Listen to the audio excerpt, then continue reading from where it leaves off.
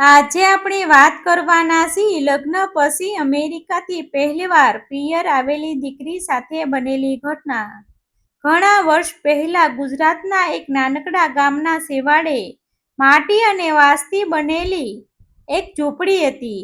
વરસાદ આવે ત્યારે છાપરામાંથી પાણી ટપકતું, ઉનાળામાં દિવાલોમાંથી ગરમી ઘસી આવતી અને શિયાળામાં ઠંડો પવન અંદર સુધી પહોંચી જતો એક સમય હતો જ્યારે આ ઝૂંપડીમાં હાસ્ય, પ્રેમ અને પરિવારની ચહલ-પહલ ગૂંજતી હતી. પરંતુ આજે ત્યાં સન્નાટો છવાયેલો હતો. આંગણામાં ગાયના સુકાયેલા સાણ, ચારે તરફ ઉડતી ધૂળ, વાસી વાસ, ગંદા વાસણો અને સતત ગણગણતી માખીઓ જાણે કહી રહી હતી કે આ ઘરમાં હવે કોઈ સંભાળ રાખનાર રહ્યું નથી.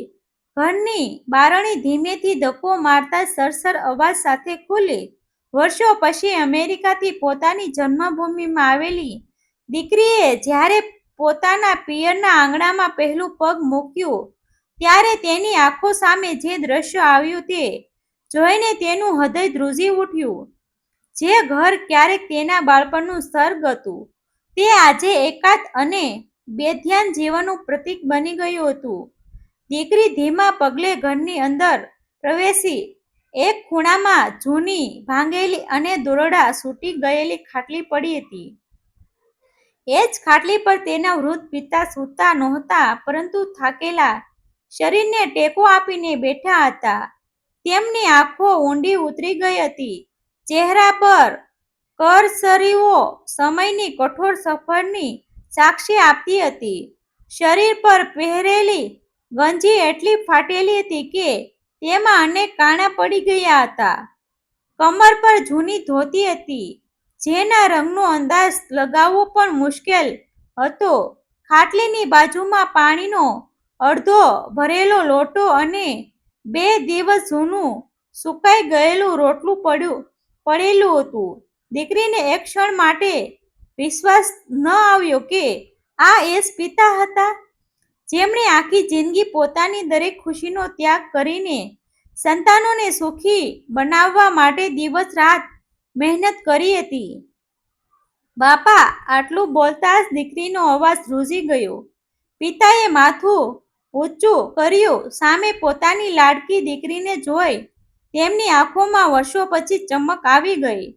તેઓ ધીમે ધીમે ખાટલી ઉપરથી ઊભા થવા લાગ્યા, પરંતુ નબળા શરીરે સાથ ન આપતા ફરી બેસી ગયા. દીકરી દોડી ગઈ અને પિતાના પગે પડી ગઈ. બંનેની આંખોમાંથી આંસુઓની ધારા વહેવા લાગી. કોઈ શબ્દ બોલાતો નહોતો, છતાં વર્ષોનું અંતર એ આંસુઓમાં ઓગળી રહ્યું હતું. થોડીવાર પછી દીકરીએ આખા ઘરમાં નજર ફેરવી. રસોડામાં અનાજ લગભગ ખતમ થઈ ગયું હતું. કપડાનો એક નાનો ગોઠિયો ખૂણામાં પડ્યો હતો. છતના જાળા, દિવાલોની તિરાડો અને દરેક ખૂણામાં દેખાતી બેદરકારી જાણે એક જ વાત કહી રહી હતી કે આ વૃદ્ધ માણસ હવે પોતાના માટે જીવતો નથી. દીકરીનું હૃદય ભારે થઈ ગયું. તેને યાદ આવવા લાગ્યું કે જ્યારે તે નાની હતી ત્યારે તેના પિતા વહેલી સવારે મજૂરી કરવા નીકળી જતા. કડકડતી ગરમી હોય કે વરસાદી મોસમ, તેમણે ક્યારેય કામ છોડ્યું નહોતું. પોતાના માટે નવા કપડાં લીધા વગર દીકરીને સારા શાળામાં ભણાવી, ભૂખ્યા રહીને પણ તેના ફી ભરી. ગામના લોકો કહેતા કે આટલો ખર્ચ શા માટે કરો? પરંતુ પિતા હસીને કહેતા, મારી દીકરી ભણશે તો જ મારું જીવન સફળ બનશે. સમય વીત્યો. દીકરી મહેનત કરીને આગળ વધી. પછી તેના લગ્ન વિદેશમાં વસતા એક સારા પરિવાર સાથે થયા અને તે અમેરિકા જતી રહી. લગ્ન વખતે પિતાએ ઘર પરનું છેલ્લું સોનું પણ વેચી દીધું, થોડું દેવું પણ કર્યું, પરંતુ દીકરીના ચહેરા પર સ્મિત જળવાઈ રહે તે માટે કોઈ કસર રાખી નહીં. વિદાય સમયે પિતાએ માત્ર એક જ વાત કહી હતી, બેટા, જ્યાં રહે ત્યાં ખુશ રહે. મારી ચિંતા ક્યારેય ન કરવી. ઘરમાં દીકરી સિવાય એક દીકરો પણ હતો. પિતાને લાગતું હતું કે હવે વૃદ્ધાવસ્થામાં દીકરો તેમની લાકડી બનશે. દીકરો ભણ્યો અને પછી નોકરી માટે અમદાવાદ જતો રહ્યો. શરૂઆતમાં તેણે વારવાર કહ્યું કે થોડા દિવસમાં તમને પણ સાથે લઈ જઈશ. દર અઠવાડિયે ફોન કરતો, પછી ફોન મહિનામાં એકવાર થયો. ત્યારબાદ મહિનાઓ વીતી ગયા, છતાં કોઈ ખબર ન આવી. કામનું બહારનું વ્યસ્ત જીવન અને શહેરની ચમકમાં તે ધીમે ધીમે પોતાના પિતાને ભૂલતો ગયો. ગામના પડોશીઓ ક્યારેક ભોજન આપી જતા, કોઈ દવા લઈ આપતું, તો કોઈ બે ઘડી વાત કરી જતું, પરંતુ પોતાના જ ઘરના દીકરા ને પિતાની એકલતાનો અહેસાસ પણ ન રહ્યો. દીકરી આ બધું સાંભળતી હતી અને અંદરથી તૂટી રહી હતી. તેણે પિતાની સામે બેસીને ધીમેથી પૂછ્યું, બાપા, આટલી ફાટેલી ગંજી શા માટે પહેરી રાખી છે? નવી કેમ નથી લેતા? હું તો દર મહિને પૈસા મોકલું છું ને. પિતાએ થોડું હસવાનો પ્રયત્ન કર્યો. તેમણે દીકરીના માથા પર પ્રેમથી હાથ ફેરવ્યો અને ખૂબ જ શાંત અવાજમાં કહ્યું, બેટા, આ ગંજીમાં જે કાણા દેખાય છે ને, એમાંથી જતો હવા આવે છે, એટલે ગરમી ઓછી લાગે છે. હજુ તો ચાલે છે, નવી લેવાની શું જરૂર? આ શબ્દ સાંભળતા જ દીકરીના હૃદયમાં જાણે કોઈએ તીક્ષ્ણ ઘા કર્યો હોય એમ લાગ્યું.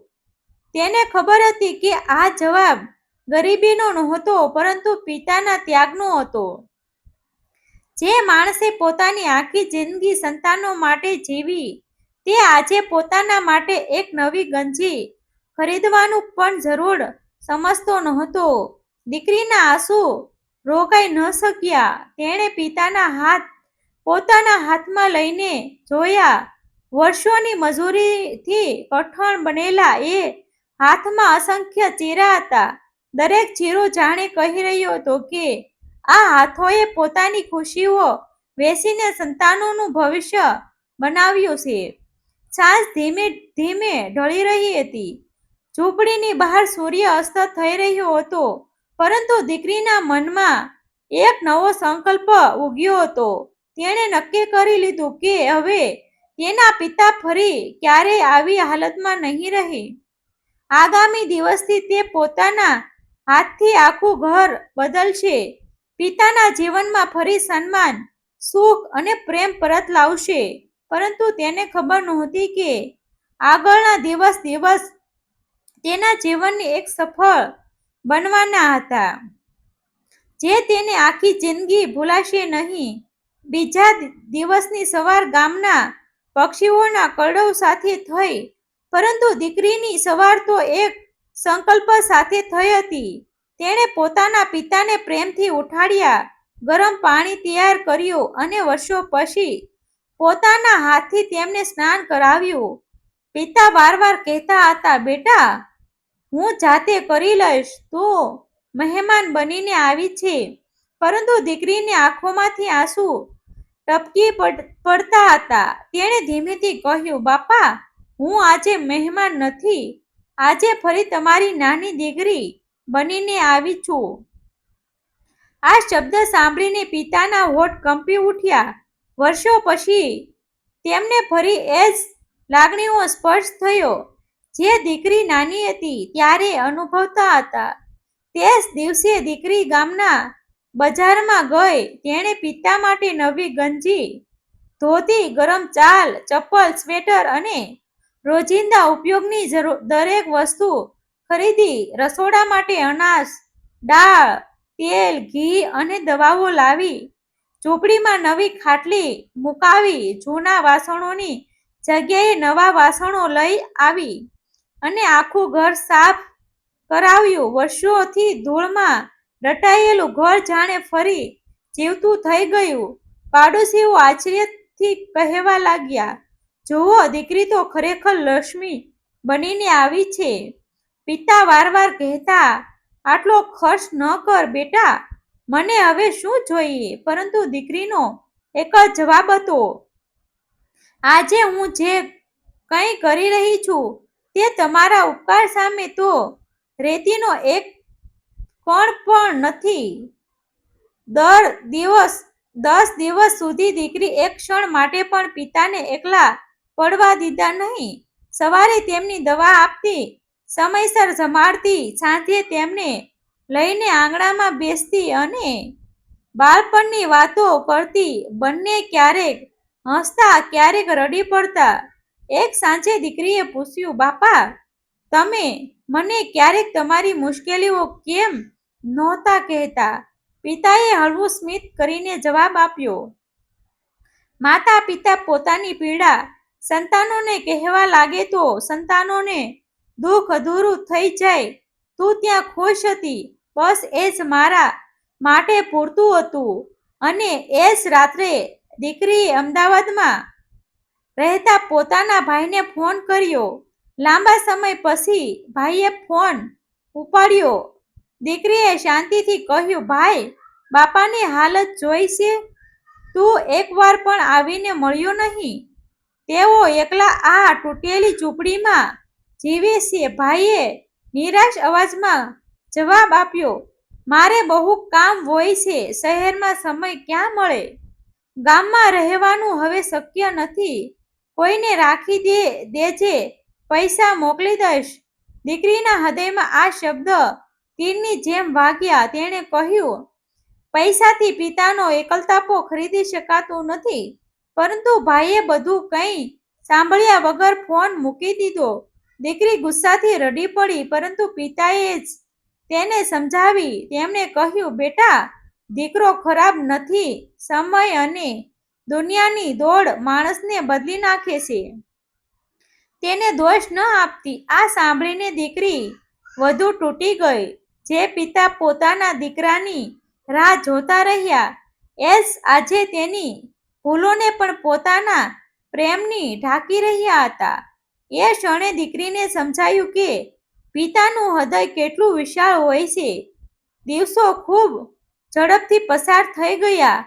10મા દિવસે ફરી વિદાયનો સમય આવી પહોંચ્યો. દીકરીનું મન અમેરિકા જવા તૈયાર જ નહોતું. તેણે પિતાનો હાથ પકડીને વિનંતી કરી, બાપા, હવે તમે મારી સાથે અમેરિકા ચાલો. હું તમને એકલા નહીં છોડું. બાકીનું જીવન મારા સાથે રહો. પિતાએ ઘરની બહાર નજર કરી. આંગણામાં ઊભેલું જૂનું લીમડાનું ઝાડ, દિવાલ પર ટાંકેલો તેમની સ્વર્ગસ્થ પત્નીનો ફોટો અને આ માટી, બધું જ તેમની આંખોમાં સમાઈ ગયું. તેમણે ધીમેથી કહ્યું, બેટા, આ મારી જન્મભૂમિ છે. અહીં તારી માની યાદો છે. આ માટી છોડીને હું ક્યાં જઈશ? તું ખુશ રહેશે, બસ આટલું જ મારા માટે પૂરતું છે. વિદાયની ઘડી આવી. દીકરીએ પિતાના પગે માથું ટેકાવ્યું. પિતાએ ધ્રુજતા હાથથી તેના માથા પર આશીર્વાદ આપ્યો અને કહ્યું, હંમેશા સુખી રહેશે. તું આજે મને જે પ્રેમ આપ્યો છે, એ જ મારી સૌથી મોટી સંપત્તિ છે. દીકરી રડતા રડતા ગાડીમાં બેસી ગઈ. ગાડી ધીમે ધીમે ગામની સીમા પાર કરવા લાગી. પાછળ ઊભેલા પિતા હજુ સુધી હાથ હલાવી રહ્યા હતા.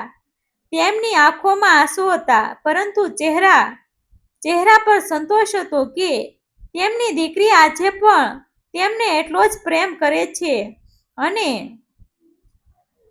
અને કહેવાય છે કે દીકરી પરણ્યા પછી સાસરે જાય છે, પરંતુ તેના હૃદયમાંથી પિયર ક્યારેય જતું નથી.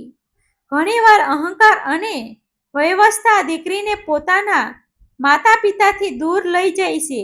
જ્યારે દીકરી હજારો કિલોમીટર દૂર રહેતી હોવા છતાં પિતાની એક પીડા સમજી જાય છે. માતા પિતા પોતાના માટે બહુ ઓછું જીવે છે. તેઓ આખી જિંદગી સંતાનોના સુખ માટે ઘસાતા રહે છે.